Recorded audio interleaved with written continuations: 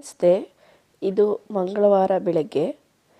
ನಾನು ತುಂಬ ದಿನದಿಂದ ಮಿನಿ ವ್ಲಾಗ್ನ ಹಾಕೋಕ್ಕೆ ಆಗಿರಲಿಲ್ಲ. ನಮ್ಮ ಅಮ್ಮನ ಮನೆಗೆ ಹೋಗಿದ್ದರಿಂದ ನನಗೆ ಅಲ್ಲಿಂದ ಬಂದು ತುಂಬ ಸಾಕಷ್ಟು ಕೆಲಸಗಳಿತ್ತು.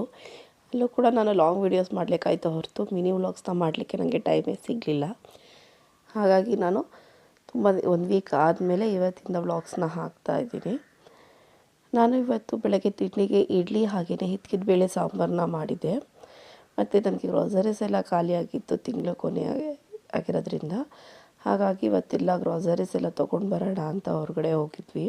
ಗ್ರಾಸರೀಸು ತರಕಾರಿ ಎಲ್ಲ ತೊಗೊಂಡು ಬಂದ ನಂತರ ನಾನಿಲ್ಲಿ ಮನೆಯಲ್ಲಿ ಬೆಳಗ್ಗೆ ಇಡ್ಲಿಗೆ ಅಂತ ಮಾಡಿದ್ದೆ ಹಿಚ್ಕಿದ ಬೇಳೆ ಸಾಂಬಾರಿಗೆ ನಾನಿಲ್ಲಿ ಫಿಶ್ ಮಸಾಲ ಫ್ರೈನ ಮಾಡ್ತಾಯಿದ್ದೀನಿ.